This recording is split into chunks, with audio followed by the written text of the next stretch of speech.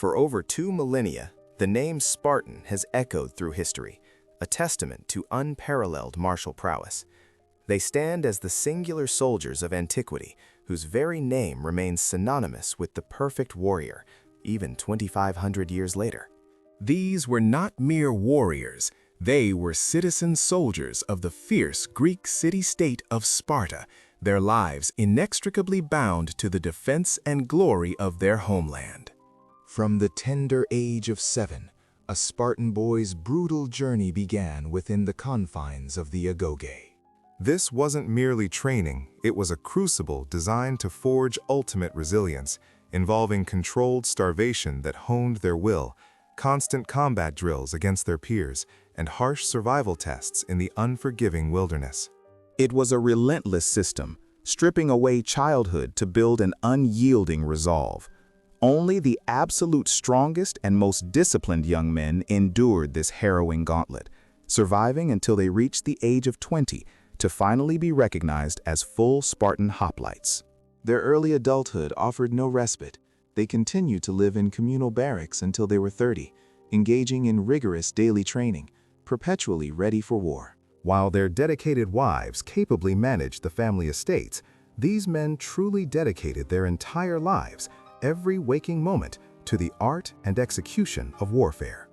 For nearly 2 centuries, the Spartans exerted an iron grip over Greece, their dominance forged through an absolute, undeniable tactical superiority. This dominance was epitomized by the legendary Battle of Thermopylae in 480 BC. There, against unimaginable odds, a mere 300 Spartan hoplites, alongside 700 brave allies, defiantly held back the colossal Persian invasion force of 150,000 for 3 harrowing days. In that narrow pass, they inflicted a staggering 20,000 casualties upon the enemy before ultimately being overwhelmed by sheer numbers. The casualty ratio, an astonishing 1:95, remains statistically impossible in the annals of ancient warfare, a testament to their almost supernatural effectiveness. The secret to their impenetrable defense lay in their formidable phalanx formation, a moving wall of flesh and bronze. It was a masterpiece of disciplined synergy. Each warrior's shield overlapped the next, forming an unyielding barrier, while their formidable 2.5-meter-long dory spears projected outwards, creating a bristling hedgehog of death. Their absolute discipline was legendary. A Spartan never retreated, never wavered. Retreat was simply not an option in their code of honor and combat. Yet, even these paragons of war harbored a fatal flaw, a critically small and increasingly diminishing population. The stringent Spartan laws dictated that only the sons of full citizens, those of impeccable lineage, could ever hope to become true Spartan warriors. This exclusivity, while ensuring unparalleled quality, proved to be their undoing. The devastating Battle of Leuctra in 371 BC served as a catastrophic turning point. In that single, brutal engagement, they lost approximately 400 of their elite warriors, a blow from which they would never truly recover. The once proud citizen soldier population, numbering around 8,000 at its peak, plummeted to less than 1,000 within a mere century. Their unwavering commitment to extreme eugenics and a suicidal exclusivity, intended to preserve their purity and strength, ironically destroyed the very society they had so meticulously built. The Spartans, through their rise and fall, proved unequivocally that extreme training can indeed create supreme soldiers, unmatched in skill and courage. However, their ultimate demise also revealed a profound truth. Societies built solely on the foundations of war and an unsustainable insular system will inevitably run out of the very warriors they strive so desperately to cultivate. While small, dedicated warrior societies might exhaust their human resources, the vast Achaemenid Empire presented a different model of military sustainability, one centered on a truly unique and seemingly endless fighting force. Behold, the Persian Immortals, an extraordinary military unit unlike any other in history, renowned for consistently maintaining an exact strength of 10,000 warriors. They were the elite vanguard, the personal guard of the King of Kings, earning their fabled name not from supernatural abilities, but from an unparalleled system of immediate replacement. The moment one soldier fell in battle or was incapacitated, another was instantly inducted, preserving the sacred, unyielding count of 10,000, a living, breathing testament to their immortal status. Their appearance was as imposing as their legend, clad in meticulously crafted scale armor, carrying distinctive wicker shields adorned with leather, and armed with both short spears and formidable composite bows. Beyond mere function, their attire spoke of imperial grandeur, richly colored and lavishly embellished with gold, a visual display of their status and the wealth of the Achaemenid Empire. Recruitment was rigorous, drawing the finest warriors from every corner of the vast Persian dominion, each selected not by birthright, but solely on their proven military prowess and merit. This formidable force spearheaded the expansion of the largest empire the ancient world had ever witnessed, sweeping from the sun-baked lands of India to the shores of Greece, from the fertile Nile Delta to the distant plains of Central Asia.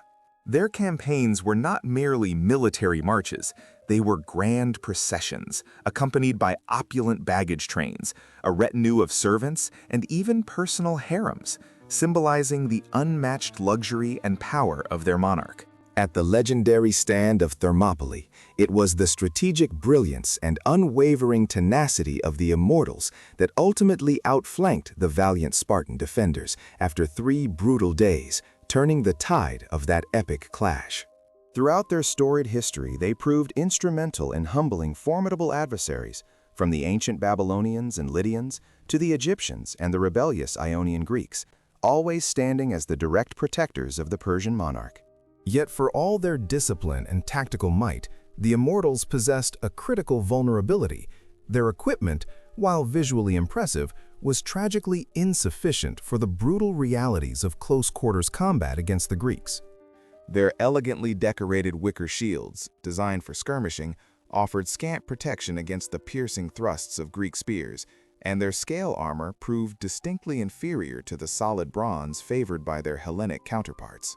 This fatal flaw was laid bare at the devastating Battle of Plataea, where they were tragically massacred by the relentless Greek hoplites, their short spears utterly useless against the formidable reach of the 2.5-meter phalanx pikes.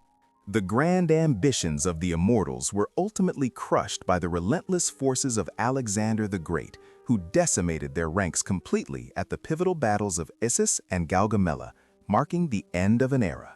This historic downfall powerfully illustrates that sheer numbers and unyielding morale, however impressive, can never ultimately triumph over the decisive advantage of superior military technology and adaptive tactics. The saga of the Immortals undeniably demonstrates the profound impact of psychological warfare and reputation, yet even the most mystical of names cannot compensate for the fundamental absence of truly effective modern equipment on the battlefield. But no mystical name or reputation could truly replace the fundamental advantage of superior equipment and meticulous training. Enter the Roman legionaries, the formidable soldiers whose unwavering discipline and engineering prowess transformed a mere city-state into an enduring empire that spanned over 5 centuries. Each legionary served as the unyielding backbone of the mighty Roman army, a proud Roman citizen committing a grueling 25 years of his life to the service of the Republic and Empire. Their brutal and exhaustive training regimen forged these men into unparalleled warriors, including relentless 30-kilometer marches burdened with over 40 kilograms of gear. Daily life involved intense fortification building, practicing the meticulous construction of trenches and palisades, alongside continuous, visceral hand-to-hand combat drills that honed their fighting instincts. Clad in the iconic Lorica segmentata, a flexible and robust segmented plate armor, they were equipped with the short, deadly gladius, the versatile throwing pilum, and the imposing scutum rectangular shield. These soldiers were not merely instruments of war. They were also exceptional engineers, adept at constructing the vast network of roads, magnificent bridges, intricate aqueducts, and formidable forts that stitched the empire together.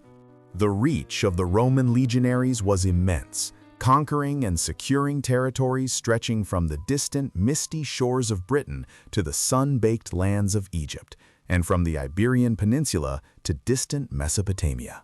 Remarkably, a single Roman legion, typically comprising around 5,000 disciplined men, could routinely overcome and decisively defeat barbarian armies 10 times their size, sometimes numbering 50,000 or more.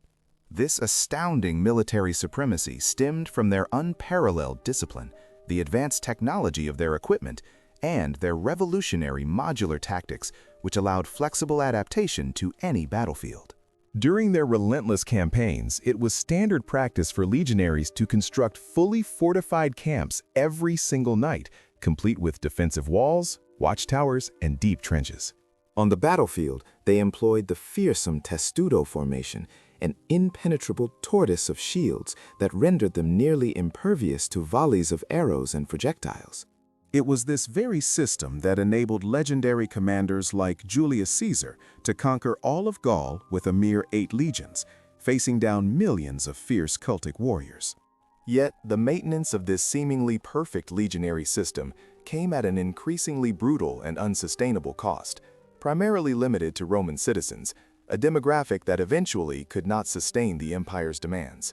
The fateful decision to begin recruiting non-citizen barbarians into the legions during the tumultuous 4th century inevitably led to a precipitous collapse in the once legendary Roman discipline and cohesion. Professional legionaries were immensely expensive to maintain, typically compensated with valuable land grants and substantial gold payments upon their retirement.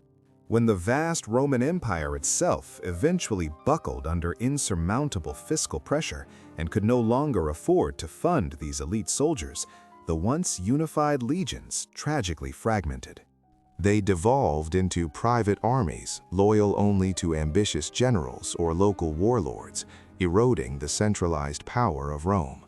Thus, the meticulously engineered military machine, once the envy of the world, was ultimately dismantled and destroyed, not by a single foe, but by rampant inflation and an inescapable fiscal crisis. The legacy of the Roman legionaries resoundingly proved that superior organization and advanced engineering could decisively overcome individual bravery and sheer numerical superiority.